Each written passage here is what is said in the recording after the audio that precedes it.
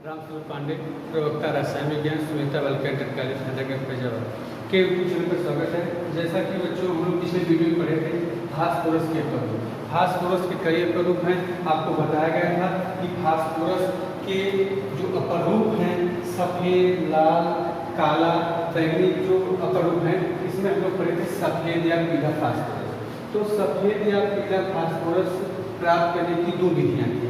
पहली विधि जो आपकी थी रिटार्ड विधि थी और दूसरी विधि जो आधुनिक विधि थी या जिसे हम कहते हैं तापीय विधि। रिटार्ड विधि में क्या था, कैल्शियम जो फास्फेट है उसको हम सल्फ्यूरिक अम्ल के साथ जब गर्म करते हैं तो आपका क्या बनता है H3PO4। H3PO4 ये आपका क्या है H3PO4 है, ऑर्थोफॉस्फोरिक अम्ल प्राप्त होता है H3PO4। ये क्या है ऑर्थोफॉस्फोरिक अम्ल। जब हम ऑर्थोफॉस्फोरिक अम्ल को पुनः गर्म करते हैं तो किसमें कन्वर्ट हो जाता है मेटाफॉस्फोरिक HPO3 मेटाफॉस्फोरिक अम्ल कर दिया। और इसको मेटाफॉस्फोरिक अम्ल जब हम इसकी अभिक्रिया किससे करा देते हैं कार्बन या कोक से करा देते हैं तो हमको क्या प्राप्त होता है सफ़ेद या पीला फास्फोरस। ये विधि है। जो दूसरी विधि है जिसको हमको पढ़ना है उस विधि को हम कहते हैं विद्युत तापीय या आधुनिक विधि। कौन सी विधि है सफ़ेद या पीला फास्फोरस बनाने की विद्युत तापीय या आधुनिक विधि।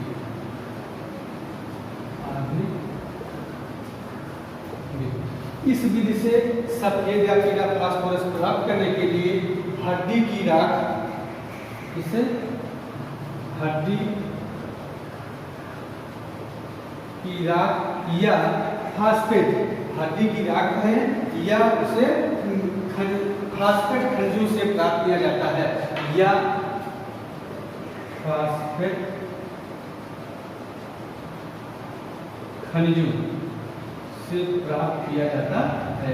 इसके लिए विद्युत तापीय आधुनिक विधि के लिए इसमें हड्डी की राख हो या फास्फेट खनिज से हम जो है सफ़ेद या पीला फास्फोरस प्राप्त करते हैं।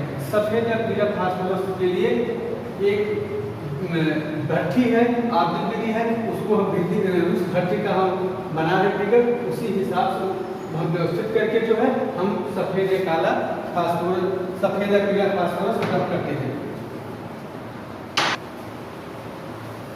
इसमें हड्डी की राख फास्फेट खनिज हो या हड्डी की राख हो, उसमें कैल्शियम फास्फेट, सिलिका तथा कोक जो आपकी फास्फोरस के अपर रूप में आधुनिक विधि या विद्युत तापीय विधि से अगर हमको सफ़ेद या पीला फास्फोरस प्राप्त करना होगा तो हम चित्र की भांति इसको व्यवस्थित करते हैं और उसके बाद क्या लेते हैं फास्फेट खनिज या हड्डी की राख मल्टीफास्फेट खनिज कैल्शियम फास्फेट CA3PO4 ये क्या है आपका कैल्शियम फास्फेट है। उसके बाद हम क्या लेंगे सिलिका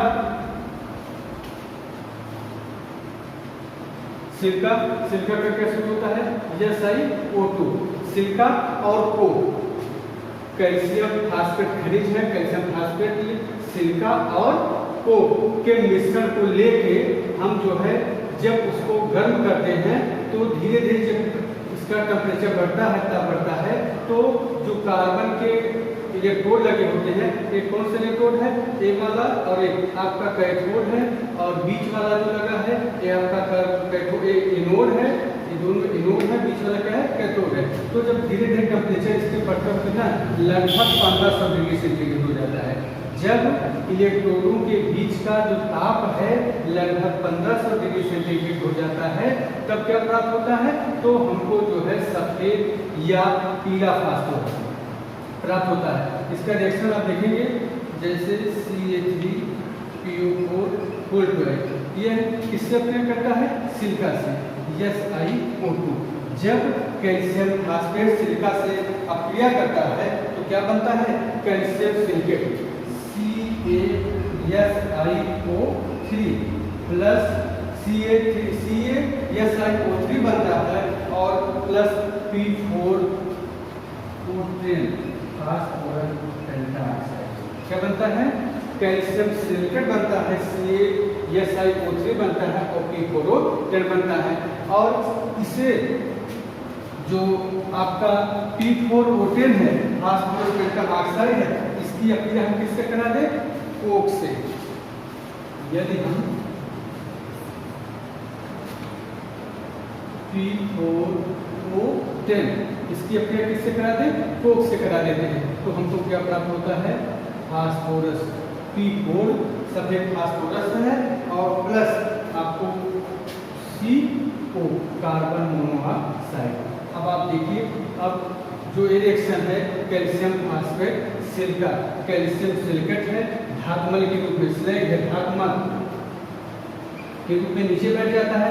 ये आपका लिखा गया है CaS है, कैल्शियम सिलिकेट है, स्लैग के रूप में नीचे तली में बैठ जाता है। और फास्फोरस पेंटाऑक्साइड जो है एक कार्बन से जब क्रिया होता है तो यह चेंज होगा किसमें? फास्फोरस में और कार्बन मोनोऑक्साइड में। अब हम जो कैल्शियम फास्फेट सिलिका से क्रिया करता है तो दोनों तरफ के अभिकारक तथा उत्पाद परमाणु की संख्या को जब हम संतुलित करेंगे तो यहाँ पे 2 और 6, तो सिलिकॉन कितना है? 6।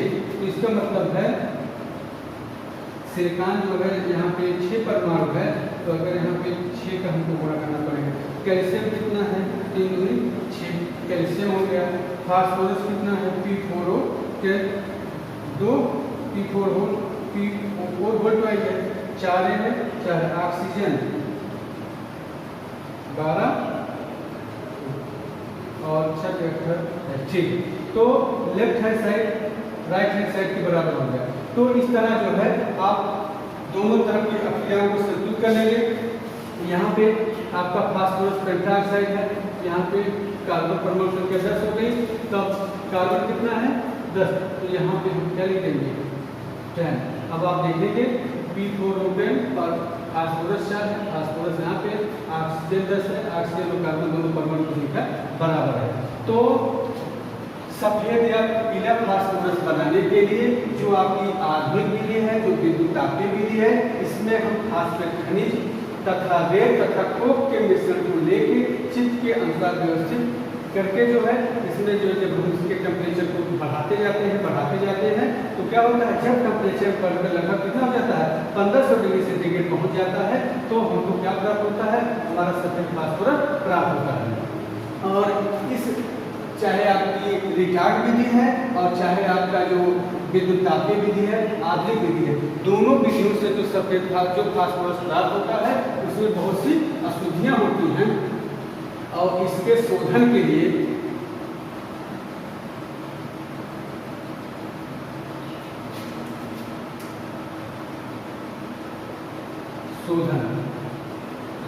जो फास्फोरस हमको प्राप्त होता है, इसके शोधन के लिए हम क्या मिलाते हैं? H2SO4 क्या है? सल्फ्यूरिक अम्ल प्लस K2Cr2O7 सल्फ्यूरिक अम्ल है, सल्फ्यूरिक अम्ल और K2Cr2O7 क्या है? Potassium dichromate.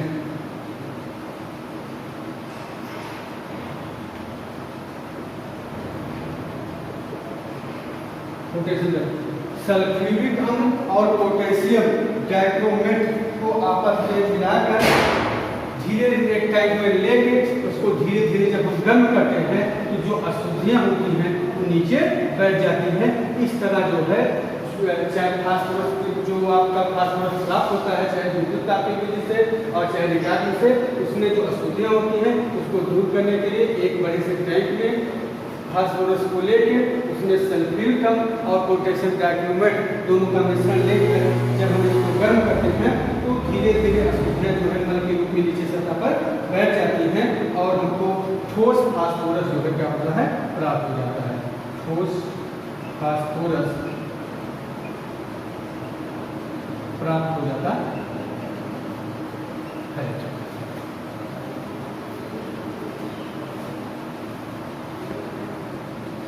सफेद फास्फोरस का जो गलनांक होता है इसका मेल्टिंग पॉइंट 44 डिग्री सेंटीग्रेड होता है और इसका क्वथनांक जो होता है 287 डिग्री सेंटीग्रेड है और जो घनत्व होता है 1.82 ग्राम प्रति सेंटीमीटर क्यूब प्रति सेंटीमीटर क्यूब। ध्यान दीजिए जो आपका फास्फोरस है ये आप क्या है, रंगहीन होता है, मोम जैसा नरम है और पारदर्शी होता है, और इसकी जो गंध होती है वो लहसुन जैसे गंध होती है। लहसुन जो फास्फोरस होता है उसकी जो गंध होती है वो लहसुन जैसी होती है, पारदर्शी होता है और ये रंगीन होता है। फास्फोरस जल में अविलेय है। इसका जो भौतिक गुण है कि फास्फोरस जल में क्या है, अविलेय, अर्थात जल में घुलता नहीं है, अघुलनशील है। परंतु एल्कोहल, ईथर, एल्कोहल है, ईथर है, आदि क्लोरोफॉर्म है, आदि में क्या है, क्लोरोफॉर्म,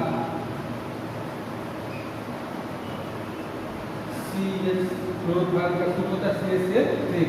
ये फास्फोरस जल में अविलेय है, परंतु एल्कोहल, ईथर, क्लोरोफॉर्म आदि में विलेय है, आदि में विलेय है। फास्फोरस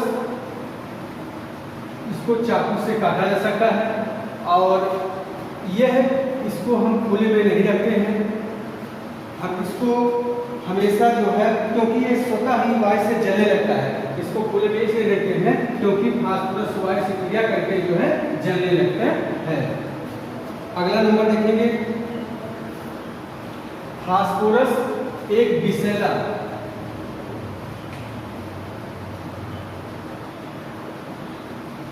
फास्फोरस एक विषैला पदार्थ होता है। फैक्ट्री में जो काम करते हैं फास्फोरस जहाँ से उत्पादन होता है वहाँ पे, तो उनके वहाँ पे जो गले की हड्डियाँ हैं वो धीरे धीरे क्या होने लगती हैं, गलने लगती हैं।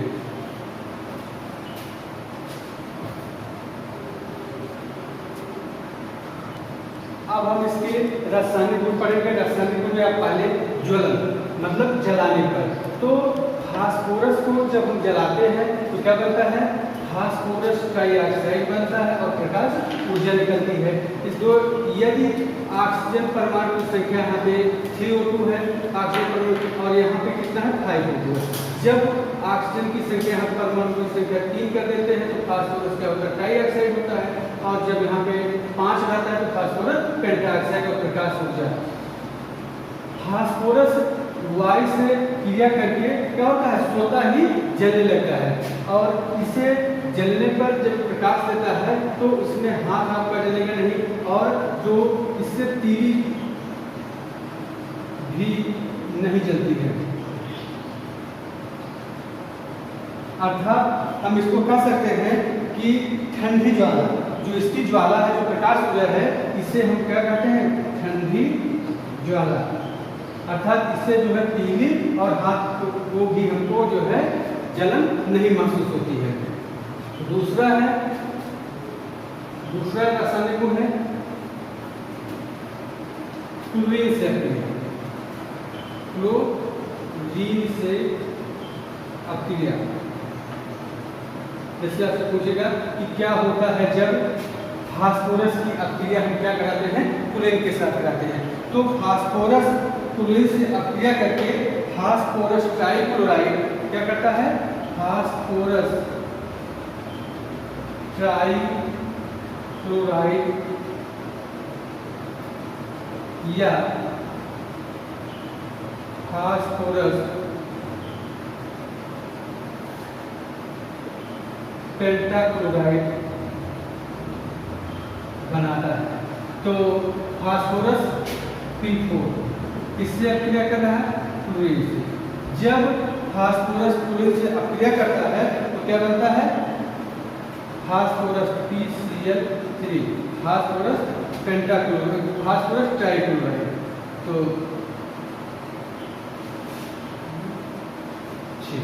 ये आपका क्या है, सफेद फास्फोरस।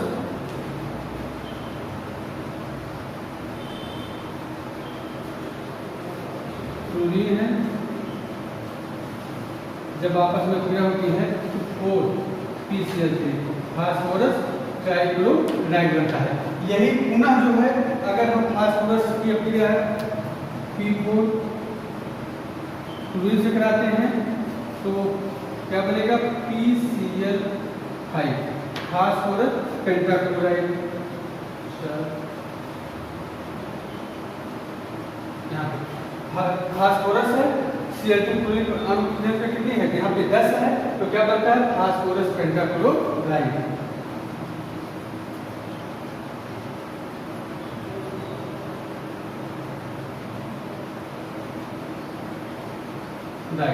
इस तरह फास्फोरस सल्फर के साथ भी अभिक्रिया करता है।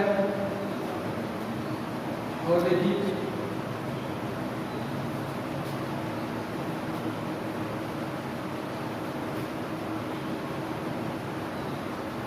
सल्फर से क्रिया,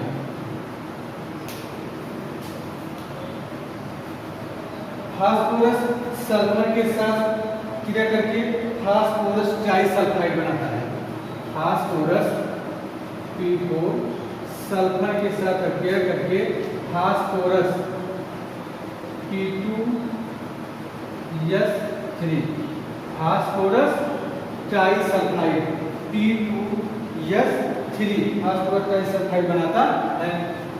तो आप इसको सर्किट करिए, यहाँ पे 2 लिख लीजिए, फास्फोरस परमाणु संख्या 4 है और 6। ये क्या है आपका फास्फोरस डाइसल्फाइड। इस जैसे फास्फोरस क्लोरीन से क्रिया करके फास्फोरस ट्राइक्लोराइड और फास्फोरस पेंटाक्लोराइड बनाता है, वैसे ही सल्फर के साथ फास्फोरस क्रिया करके फास्फोरस डाइसल्फाइड और फास्फोरस पेंटासल्फाइड बनाता है। यहाँ पे देखिए P4 सल्फर के साथ करेगा तो फास्फोरस पेंटाऑक्साइड में P2S5 फास्फोरस डाइसल्फाइड, यहाँ पे फास्फोरस पेंटासल्फाइड P2S5 बनाता है। तो आप इसके समीकरण को संतुलित करेंगे, P2S5 है तो यहाँ पे 10 आप करेंगे 2, ये आपका क्या हो गया फास्फोरस पेंटा, फास्फोरस यहाँ पे सल्फर कितना है 5 है, तो फास्फोरस पेंटासल्फाइड बनाता है। इस तरह फास्फोरस के गुण में सल्फर से अभिक्रिया, क्लोरीन से अभिक्रिया, जलाने पर ऐसे और भी जो क्रियाएं हैं उसको हम अगले वीडियो में आपको बताएंगे। और इधर जो आपको जो बताया गया है आप इसको जो है पढ़ेगा, जो कमी होगी उसको जो है आप जो है जो समस्या होगी उसको कमेंट के माध्यम से आप पूछ सकते हैं।